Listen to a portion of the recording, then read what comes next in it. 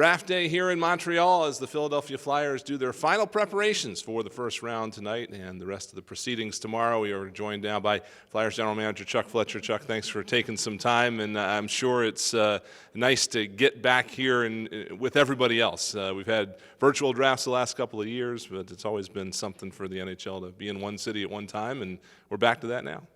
Yeah, exactly, especially the birthplace of the NHL, Montreal, great hockey city.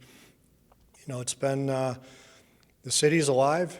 All the fans are in the streets, and everybody is recognizing everybody, and all the prospects I think are having a great time. So it's an exciting day, and you know, we're excited. We're picking 5, so we'll see what happens tonight. Before we get into that, I am curious the last couple of years what that was like for you with again being remote for the first time. You know, you're used to everybody being in the same room, but in the last couple of years you've had to have phones ready to go and things like that. What was that process like over those last 2 seasons? You know, it was enjoyable in the sense that we had our group together. We were in our practice facility. We had, you know, everything there, all the technology we needed to do what we had to do. A lot of phone calls and texts with other general managers, so you're able to stay in touch, but yet there's something when you just bump into people, either on the street or we had a GM meeting yesterday. In person, you get a chance to see people, and so I think it probably stimulates more conversations when you're here in person. But you know, the last 2 years it was what it was, and we did the best we could. So Flyers holding the 5th overall pick as of right now. Is this the highest you've ever picked? I was looking back, and I don't think I saw anything that was higher than this for you in terms of being a GM. Just a little bit different view at the top? Yeah, it's unfortunately the season we have, we're at the top, and this is definitely the highest I picked as a manager. When we started the franchise in Florida with Bob Clark, we had a couple high picks. We picked 5 one year. We picked 1 the second year. So had a few times where we've been in the top, but it's interesting. There's a lot more phone calls, and people want to know what you're going to do. Do you want to move up? Do you want to move back?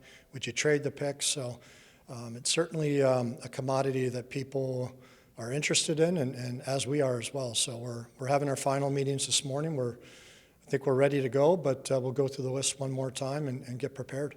Other than the extra interest, does your strategy change at all with the pick of this number? Is it just a matter of different names that you're considering as opposed to maybe later in the first round? Yeah, exactly. You know, there's certainly players that have a higher profile right now. As we've seen over the years, though, good players come from any round in the draft. But when you're picking towards the top of the first round, there's some pretty high-profile, high-skilled players that are available, and it's exciting. We're going to get a good player.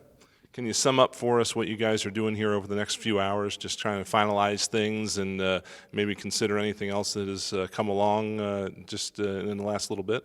Yeah, we're going to meet with the amateur guys right now, go through our list again, get some strategies if we stay at 5 or we happen to move back a little bit, just making sure we're prepared so if something happens on the floor we're not scrambling. And later we'll meet with the pro scouts and go through some of the scuttlebutt we're hearing and get some thoughts from them as it relates to trades and even free agency next week. As far as you know, what else you're dealing with on the roster, I know you have some questions, you know, things like Ryan Ellis and stuff like that. Does any of that enter into the draft situation, or is that more something you're considering for down the road? Yeah, that would be more as we factor in putting our team together for next year, which will become the focus after starting this weekend.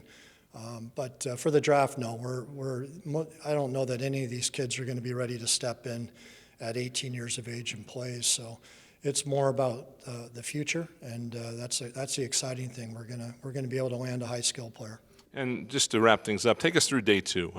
I know you're usually looking best player available. Do you ever look to fill needs on the second day, or is that pretty much something you do throughout the draft? No, you're usually grabbing the player highest on your list at that point. You try to be mindful.